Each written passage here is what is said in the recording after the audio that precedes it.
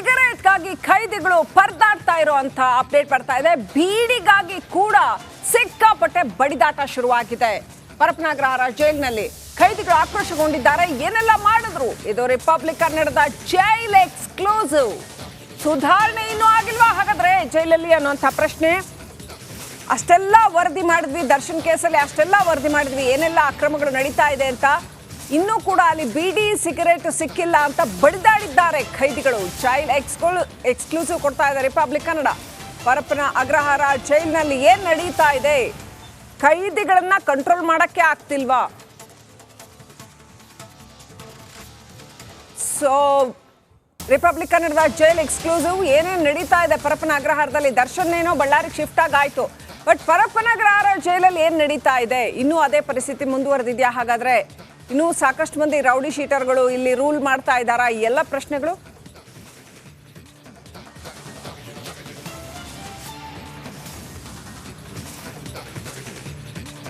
ಈ ದರ್ಶನ್ ಪ್ರಕರಣದ ನಂತರದಲ್ಲಿ ಪರಪ್ಪನ ಅಗ್ರಹಾರ ಜೈಲಿನಲ್ಲಿ ಸಿಗರೇಟ್ ನಿಷೇಧ ಮಾಡಲಾಗಿದೆ. ಸಿಗರೇಟ್ ನಿಷೇಧದಿಂದಾಗಿ ಖೈದಿಗಳು ರೊಚ್ಚಿಗೆದ್ದಿದ್ದಾರೆ.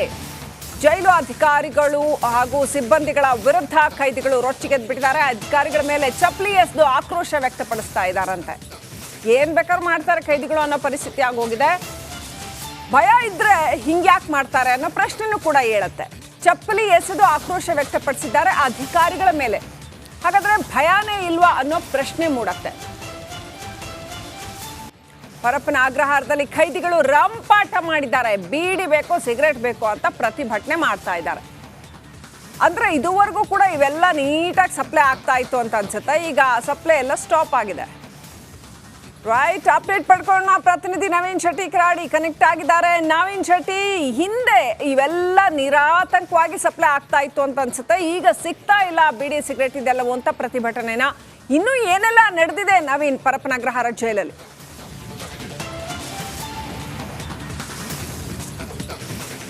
ಶ್ರೀಲಕ್ಷ್ಮಿ, ಪರಪ್ಪನ ಅಗ್ರಹಾರ ಜೈಲಿನ ಅಕ್ರಮಗಳನ್ನ ಒಂದೊಂದಾಗಿ ಏನು ರಿಪಬ್ಲಿಕ್ ಕನ್ನಡ ಏನು ಬಿಚ್ಚಿಟ್ಟಿತ್ತು, ಈ ಒಂದು ಪ್ರಕರಣದಲ್ಲಿ ಈಗ ಕಳೆದ ದರ್ಶನ್ ಏನು ಪರಪ್ಪನ ಅಗ್ರಹಾರ ಜೈಲಿಂದ ಬಳ್ಳಾರಿಗೆ ಶಿಫ್ಟ್ ಆದ ಬಳಿಕ ಜೈಲಿನಲ್ಲಿ ಏನು ಜೈಲಿನ ಒಳಗಡೆ ಇರುವಂತಹ ಮಳಿಗೆಯಲ್ಲೂ ಕೂಡ ಸಿಗರೇಟ್ ಮತ್ತು ಬೀಡಿಯನ್ನು ಏನು ಮಾರಾಟ ಮಾಡ್ತಾ ಇದ್ರು. ಅಂದ್ರೆ ಅಧಿಕೃತವಾಗಿ ಅಲ್ಲಿ ಬೀಡಿಯನ್ನ ಮಾರಾಟ ಮಾಡೋದಕ್ಕೆ ಅವಕಾಶ ಇದೆ, ಅದನ್ನ ಮಾರಾಟ ಮಾಡೋದನ್ನು ಕೂಡ ನಿಷೇಧ ಮಾಡಿದ್ರು. ಇದಾದ ಬಳಿಕ ಈಗ ಜೈಲಿನ ಒಳಗಡೆ ಅಲ್ಲಿ ಕೈದಿಗಳೇನಿದ್ದಾರೆ ಅವರು ಒಬ್ಬೊಬ್ಬರಾಗೇನೆ ಹೊರಗಡೆ ಬರೋದು, ಆ ಪ್ರತಿಭಟನೆ ಅನ್ನೋದು. ಕೆಲವರಲ್ಲಿ ಗಾಂಜಾ ವ್ಯಸನಿಗಳಿರ್ತಾರೆ, ಮಾದಕ ವ್ಯಸನಿಗಳಾಗಿ ಜೈಲಿಗೆ ಬೇರೆ ಬೇರೆ ಪ್ರಕರಣದಲ್ಲಿ ಪರಪ್ಪನ ಅಗ್ರಹಾರ ಜೈಲು ಸೇರಿರುವಂತವರು ಹಲವಾರು ಜನ ಇದ್ದಾರೆ. ಆದ್ರೆ ಈಗ ಇವರೆಲ್ಲರೂ ಕೂಡ ಇಲ್ಲಿ ಜೈಲು ಅಧಿಕಾರಿಗಳ ವಿರುದ್ಧ ನಮಗೆ ಬೀಡಿ ಸಿಗರೇಟ್ ಅನ್ನ ಮತ್ತೆ ಕೊಡಬೇಕು ಅಂತೇಳಿ ಏನು ಪ್ರತಿಭಟನೆಯನ್ನ ಮಾಡ್ತಾ ಇರುವಂತದ್ದು. ಇವತ್ತು ಕೂಡ ಜೈಲಿನ ಅಧಿಕಾರಿಗಳು ಯಾವಾಗ ಆ ಒಂದು ಕೈದಿಗಳು ಇರುವ ಕಡೆ ಹೋಗ್ತಾರೋ ಆಗ ಏನು ಅಧಿಕಾರಿಗಳಿಗೆ ಈ ಮತ್ತೆ ಪುನಃ ಬೀಡಿ ಸಿಗರೇಟ್ ಅನ್ನ ಮಾರಬೇಕು ಅಂತೇಳಿ ಒಂದು ಆಕ್ರೋಶವನ್ನು ವ್ಯಕ್ತಪಡಿಸ್ತಾರೆ.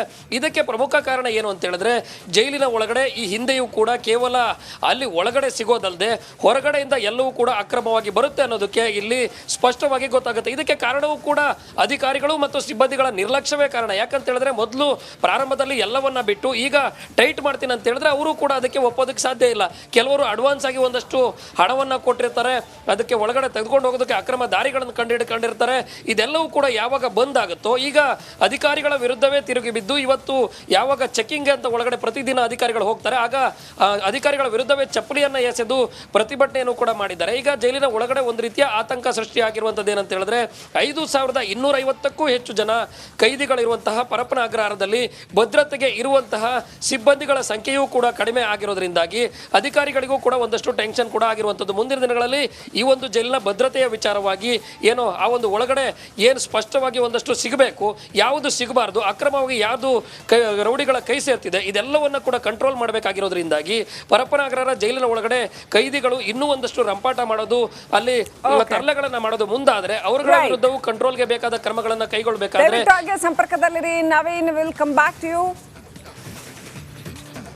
ಪರಪ್ಪನ ಅಗ್ರಹಾರದಲ್ಲಿ ದರ್ಶನ್ ಟೀ ಪಾರ್ಟಿ ಮಾಡಿರೋ ಆ ಫೋಟೋ ಇತ್ತಲ್ಲ, ಆ ಫೋಟೋ ತೆಗ್ದಿದ್ ಯಾಕೆ? ನಮಗನ್ಸುತ್ತೆ ಸರಿ ಫೋಟೋ ಹೊರಗಡೆ ಲೀಕ್ ಆಯ್ತು ಅಂತ, ಬಟ್ ಫೋಟೋ ಯಾಕೆ ಕ್ಲಿಕ್ ಮಾಡಿದ್ರು ಅನ್ನೋಂಥದ್ದು. ವಿಚಾರಣೆಯ ವೇಳೆ ಖೈದಿ ವೇಲು ಆ ಫೋಟೋ ತೆಗೆದಂತ ವೇಲು ಬಾಯ್ ಬಿಟ್ಟಿದ್ದಾನೆ, ಏನು ಹೇಳಿದ್ದಾನೆ? ಇದು ರಿಪಬ್ಲಿಕ್ ಕನ್ನಡದ ಮತ್ತೊಂದು ಎಕ್ಸ್ಕ್ಲೂಸಿವ್.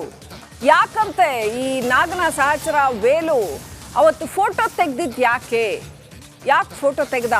ದರ್ಶನ್ ನಾಗನ ಜೊತೆ ಕೂತಿದ್ದಂಥದ್ದು ಅಥವಾ ನಾಗ ಮತ್ತು ಇತರರು ಒಟ್ಟಿಗೆ ಕೂತಿದ್ದಂಥ ಒಂದು ಫೋಟೋ ಖೈದಿ ವೇಲು ತೆಗೆದಿದ್ದು ದರ್ಶನ್ ಜೊತೆ ಇದೀನಿ ಅಂತ.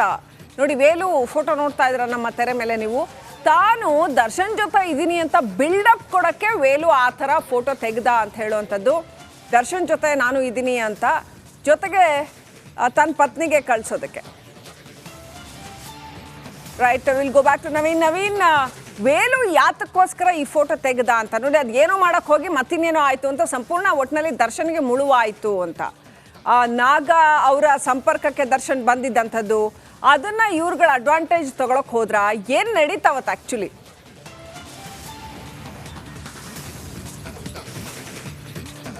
ಶ್ರೀಲಕ್ಷ್ಮಿ, ಈ ಒಂದು ಫೋಟೋ ಹೊರಗಡೆ ಬರೋದಕ್ಕೆ ಪ್ರಮುಖವಾಗಿ ಒಂದಷ್ಟು ಕಾರಣಗಳು ಏನಂತ ಹೇಳಿದ್ರೆ, ಜೈಲಿನ ಒಳಗಡೆ ದರ್ಶನ್ ಹೋದ ಬಳಿಕ ವಿಲ್ಸನ್ ಗಾರ್ಡನ್ ನಾಗನ ಜೊತೆ ನಿರಂತರವಾಗಿ ದರ್ಶನ್ ಸಂಪರ್ಕದಲ್ಲಿದ್ದ ಅನ್ನೋದಕ್ಕೆ ಈಗ ಒಂದಷ್ಟು ಪುರಾವೆಗಳು. ಪೊಲೀಸ್ ಏನು ಈ ಒಂದು ಪ್ರಕರಣದ ಸಂಬಂಧ ಈಗ ಏನು ತನಿಖೆಯನ್ನ ನಡೀತದೆ 3 ತಂಡಗಳ ಮೂಲಕ.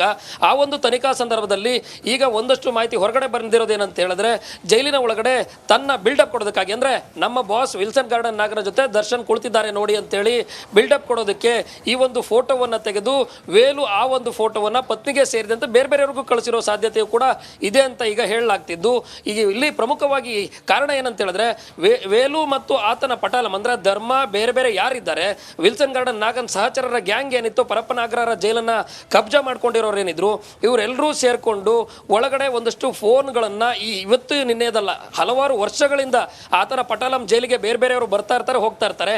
ಯಾರು ಬರ್ತಾರೆ ಅವ್ರ ಹಿಂಬದಿಯಲ್ಲಿ ಬಂದವ್ರಿಗೆ ಆ ಮೊಬೈಲ್ ಅನ್ನ ವರ್ಗಾವಣೆ ಮಾಡಿಕೊಂಡು ನಿರಂತರವಾಗಿ ಆ ಫೋನ್ ಅನ್ನ ಒಳಗಡೆ ಇಟ್ಕೊಂಡೇ ಇದ್ರು. ಹಲವಾರು ವರ್ಷಗಳಿಂದ ಈ ಫೋನ್ ಬಳಕೆ ಆಗ್ತಿತ್ತು ಅನ್ನೋದು ಇಲ್ಲಿ ಈಗ ತನಿಖಾ ತಂಡಕ್ಕೆ ಗೊತ್ತಾಗಿರುವಂಥದ್ದು. ಹಾಗಾದ್ರೆ ಜೈಲು ಅಧಿಕಾರಿಗಳು ಇಷ್ಟು ವರ್ಷಗಳ ಕಾಲ ಮೊಬೈಲ್ ಬಳಕೆ ಆಗ್ತಿದ್ರು, ಸುಮ್ಮನೆ ಇದ್ದಿದ್ದು ಯಾಕೆ?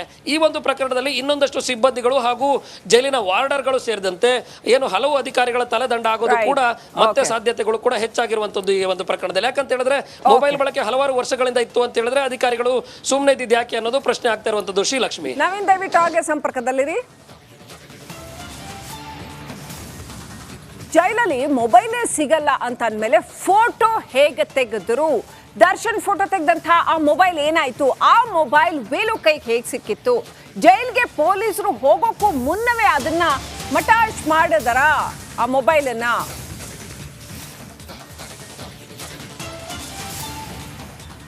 ಮೊಬೈಲನ್ನ ಪುಡಿ ಪುಡಿ ಮಾಡಿ ಟಾಯ್ಲೆಟ್ಗೆ ಬಿಸಾಡಿದ್ರು ಅನ್ನೋಂಥ ಅಪ್ಡೇಟ್ ಏನೆಲ್ಲ ಮಾಡ್ತಾರೆ ನೋಡಿ ಜೈಲಲ್ಲಿ. ಕಲ್ಲಿನಿಂದ ಜಜ್ಜಿ ಪುಡಿ ಪುಡಿಗೈದು ಅದನ್ನ ಟಾಯ್ಲೆಟ್ಗೆ ಬಿಸಾಕಿದ್ರಂತೆ, ಛಿದ್ರ ಮಾಡಿ ಸಣ್ಣ ಪೀಸ್ ಮಾಡಿ ಅದರದ್ದು ಪೀಸ್ ಕೂಡ ಸಿಗದೆ ಇರೋ ಹಂಗೆ ಟಾಯ್ಲೆಟ್ಗೆ ಹಾಕಿದ್ರಂತೆ. ಪೊಲೀಸ್ ತನಿಖೆ ವೇಳೆ ಈ ಎಲ್ಲ ವಿಚಾರಗಳು ಬೆಳಕಿಗೆ ಬಂದಿದೆ. ಒಂದೊಂದು ಅವಾಂತರ ಹೆಂಗೆ ಮಾಡ್ತಾರೆ ನೋಡಿ ಜೈಲಲ್ಲಿ ಖೈದಿಗಳು. ಆ ಫೋಟೋ ತೆಗೆದಿರ್ತಕ್ಕಂಥ ಮೊಬೈಲ್ ಇನ್ನೂ ಏನೇನಿತ್ತೋ ಅದರಲ್ಲಿ